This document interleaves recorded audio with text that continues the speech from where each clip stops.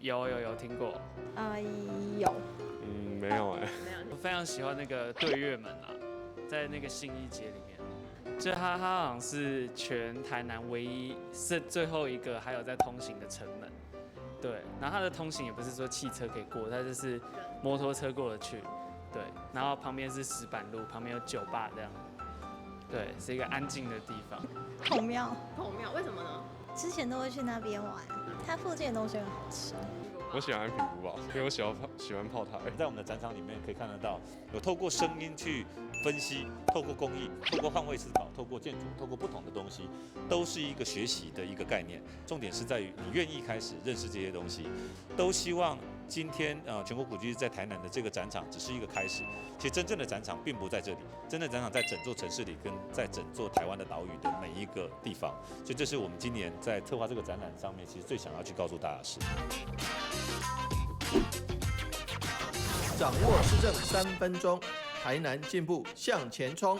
欢迎收看《市政3分钟》，我是林婷。你知道这个周末是全国古迹日吗？为响应2020年欧洲遗产日，全台各县市总动员同步举办古迹日活动，提供民众一个亲近并参访古迹的机会，同时带出守护文化资产的决心与意义。然而，要让民众如何更亲近古迹呢？古迹日主题展“古迹古迹”从9月19到10月28在成大未来馆展出，并举办一系列的活动，遍布大台南，让你从玩乐中学习，包准好玩又有趣哦。更多内容请上台南市文化资产管理处官网或粉丝专页来查询。现在就让我们来听听文化部文资局施局长怎么说吧。大家好。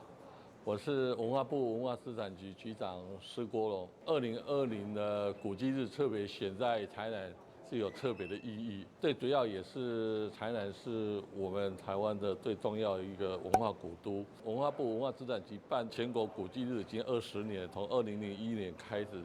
今年特别选台南。我想除了它基本上的条件很好之外，更重要的就是说，我们在全国古迹串联的22个县市里面当中，台南市保存文化是最有活力的。我想我们今年的主题是以谈以教育，也用行动来翻转跟创新。所以可以看到今年的主题古迹，这个是用现代的语言来诠释这个老建筑、老古迹是有特别的意义。最重要，台南市开创的文思小学堂，那从里面可以把文化保存的这个意识带进这个国中、国小，从小扎根，我想是最重要的意义。接下来请收看中嘉新闻。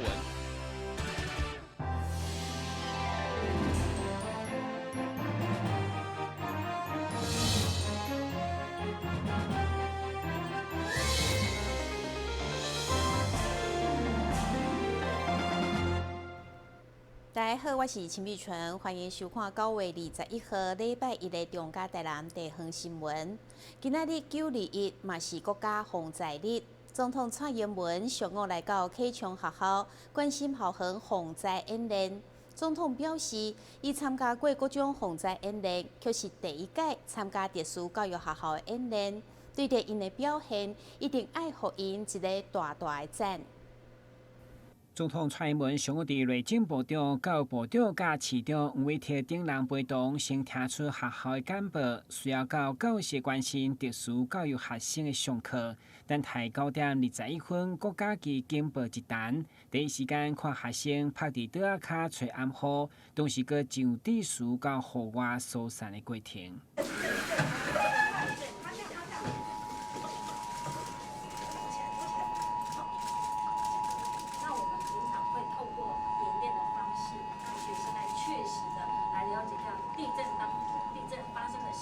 小英总统表示，伫这个重要日子，伊嘛要甲大家做伙完成演练，对着学生的表现，要互大家一个大大的赞。今天是国家防灾日，这个重要的日子是要提醒我们要记住1999年的921大地震，更要做好防灾的准备。今天全国各地的学校都进行了地震避难掩护演练。刚才我也和大家一起完成了演练。我参加过各式各样的防灾演练，不过今天是我第一次参加我们特殊教育学校的演练。我看到我们各位同学从接获警报、就地掩蔽到撤离来疏散地点，都表现得很棒，很冷静。我要给大家比一个大大的赞。当年总统第一摆参与特殊教育学校的防灾演练有高度的评价，这是因为这群学生不只是听力的障碍，也有情绪、肢体等各种的障碍，会当顺利冷静完成，真无简单。那跟一般生在防灾演练最大的不同是，听觉障碍孩子因为听觉收讯的困难，所以他们除了警报的速报器以外，一定要有视觉的传达。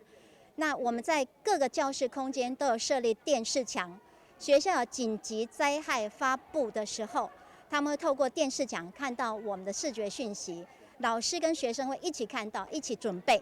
那另外我们在教室里面，我们有设计灯号，我们快速的用红灯快速的一直不断的闪烁，就是表示有危险通报的这样的一个状况，老师们会一并做注意。那除了听障孩子以外，因为我们有智能障碍或者情绪障碍的学生，在这个过程，我们老师们一定有一个紧急救护包，那里面都会有各班因应他们的状况的不同所准备的安抚的用具，或者安抚的食物等等。那在出来的时候，我们会快速帮忙孩子做情绪的安抚，由他信任的老师或者教师助理员来协助。校园的防灾教育不只是落实校园安全的学习环境，也有学生成为防灾尖兵。台南新闻军及郭博义采访报道。台南沙巴鱼伫每当9月到11月进入盛产期，不过受到疫情的影响，鱼仔销卖出去，造成价格愈来愈落，根本无够成本。议长郭信良甲立委陈廷辉上午也至中央渔业署南下会勘，并且听取渔民的心声，希望会当做伙推销台南的沙巴鱼。伫议长郭信良甲立委陈廷辉的号召，包括中央渔业署甲市府的官员，上午实地来到安南区海尾地区的沙巴鱼养殖场，看到这几啊公顷拢会用上市的沙巴鱼，每一只拢超过上斤以上。不过拄着疫情，鱼产外销卖出去，每一位渔民拢忧头壳面，甚至怨叹3只现捞的沙巴鱼，竟然比袂过饭岛啊一片鱼肚的价钱。希望政府会用个斗3工。要安怎搞这样物件？产销啦，产销啦。这国外来讲，嘛是搁讲到迄个款，凊少要有钱嘛。鱼啊是一工大嘛，外尾的物件你无饲，无饲就是产业，要饲是成本，咱地下愈来愈好，要安怎？莫讲去。是要安怎，互消费者食到讲产期会当互食着俗，也要好。议长郭信良表示，今年沙巴鱼虽然产量比去年较少，不过价钱却比去年每台斤落了4到5块，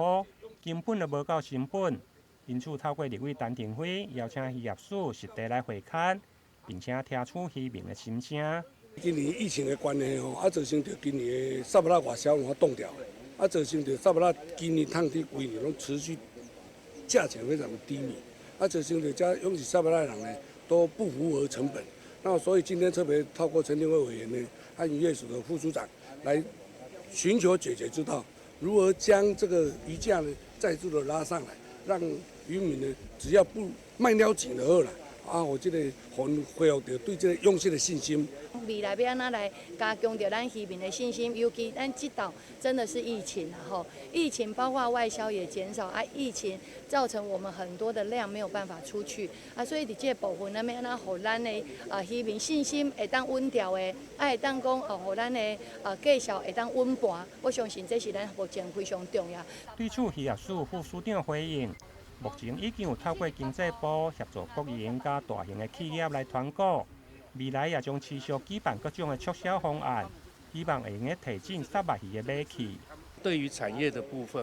我们已经有这个内外销的相关的一些补助，好，比如说外销部分，我们也是这个1公斤虱目鱼的话10块钱，好，可以让它来出口。那国内的部分哈，我们除了这个内销的举办一些促销活动以外哈，那我们对于像国营企业啊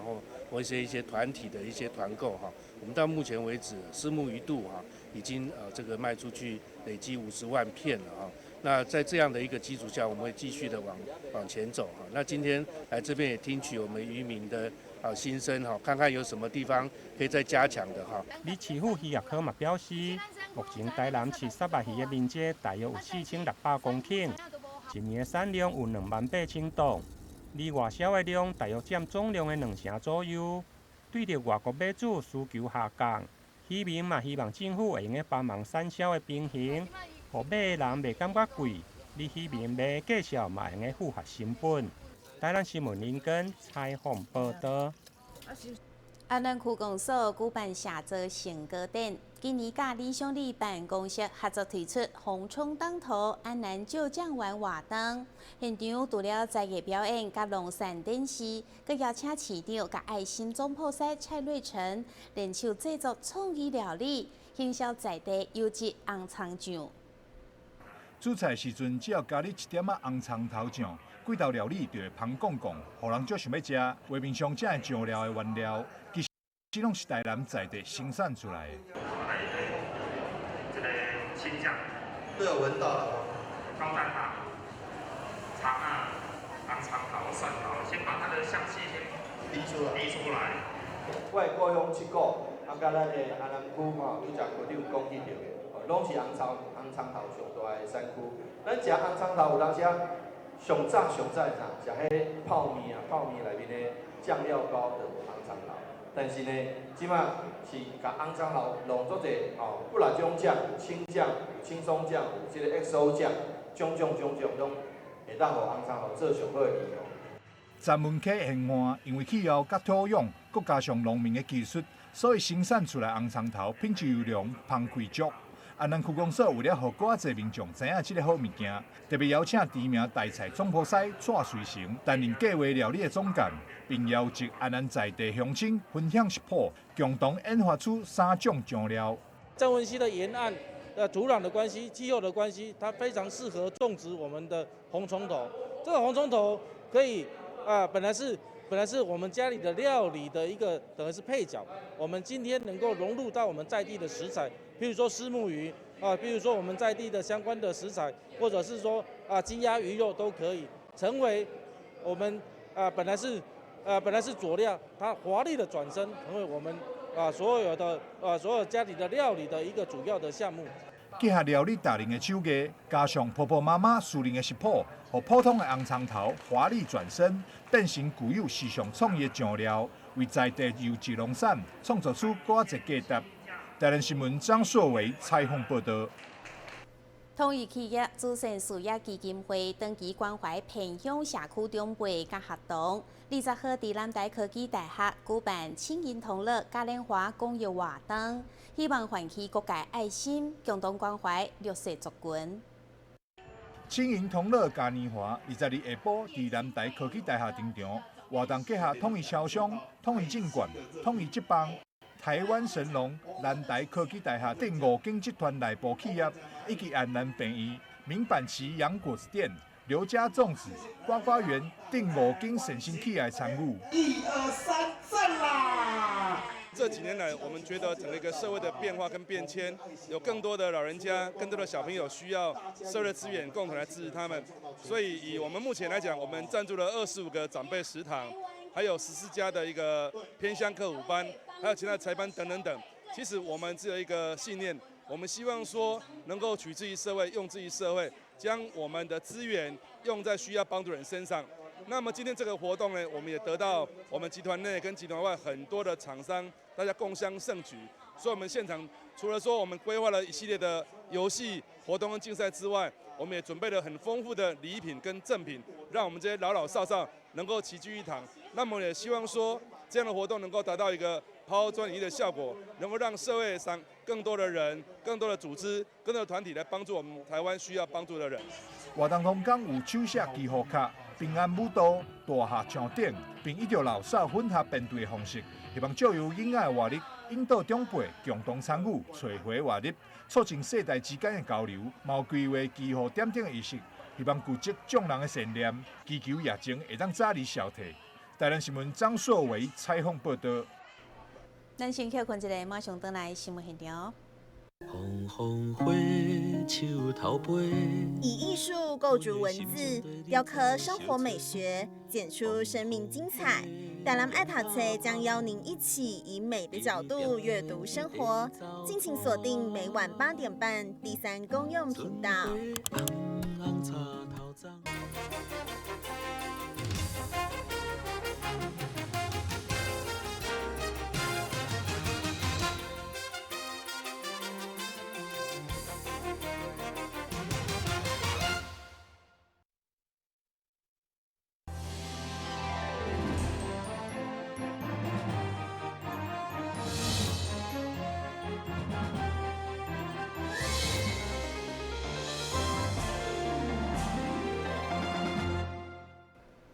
109年，台南市市长杯建立锦标赛在文南里活动中心举行。因为今年的全民运动会建立比赛也是竞赛项目之一，所以吸引全国各县市的好手前来参加，提前为全民运动会热身。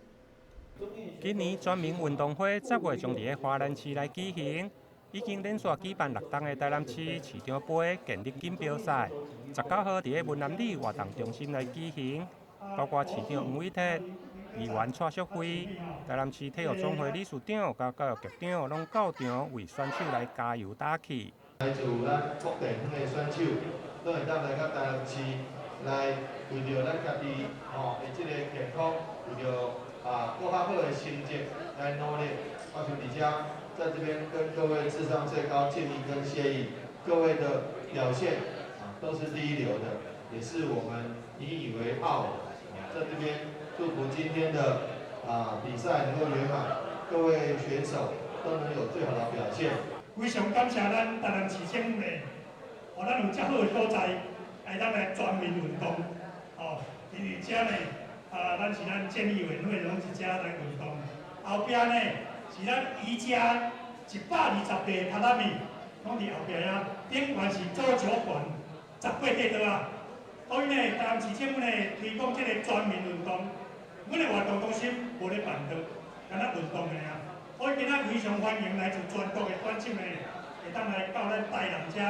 来参加这个运动吼。10月中旬将伫花莲举办的全民运动会，因为健力嘛是比赛项目之一，因此今年台南市的市长杯健力锦标赛。也吸引全国超过160名选手参赛，每一位选手充分展现健力的力与美，为全民运动会提前来暖身。台南新闻林根采访报道。金曲歌王谢明玉、富勒梦教育基金会以及台南社区大学邀请历史街区信义街店家甲庙宇合作推出台语招呼店，希望为日常生活服务来凸显讲台语的亲切甲热情。台南社区大学去年伫正兴街发起找台语的行动后，现在再度甲金曲歌王谢明玉、富勒梦教育基金会合作，伫历史街区信义街成立台语招呼店，邀请西高坑客厅、新竹居、老古石渡等当地12间店家参与，用趣味的方式，让民众自然亲近台语。即摆无就去强迫别人，甲母语找倒来，咱无就强迫，咱只有。用一寡足自然的方式，不过这个方式爱深色，这个方式袂使足古板。以前压者，咱拢知影，咱有一站是标语治国嘛，咱世界拢看到消灭外劳的共匪，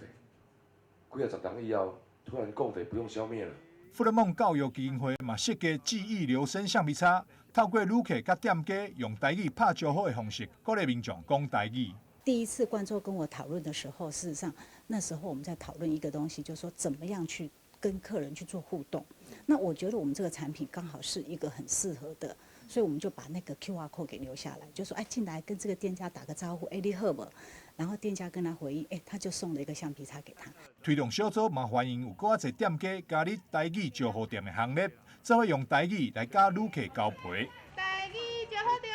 你好。台南新闻张硕维采访报道。台南市原住民创意中心计划办公室21号伫嘉南苗栗大学创客基地隆重揭牌，邀请市长、原民会主委、校长、副校长等贵宾共同见证，象征台南市原住民品牌今日主流消费市场的全新里程碑。为了协助原住民文创业者开拓通路，提升原住民族商品市场。原住民族委员会自107年度开始投入5亿的经费，伫全台8县市推动市建通路据点计划。伫台南市的据点有定伫咧安平区早下午公园，编列5000万的经费，予市府建置据点，提供原住民族一个优质的行销管道。原住民借着这个创意中心，能够发想他们自己的一些，包括文化上的创意，包括自己在科技上的创意，能够这个发挥所长。所以呢，我觉得，这个部分比起过去有时候，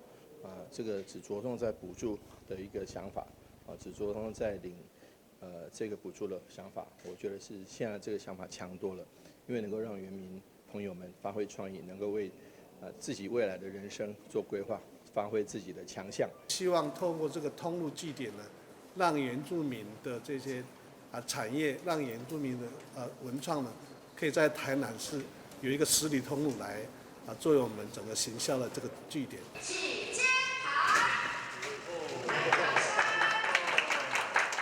原住民创意中心计划办公室揭牌了后，未来将甲嘉南苗栗大学合作，提供原住民商品开发、人才培育、品牌设计等课程，为业者增加商品的能见度。很大的帮助啊！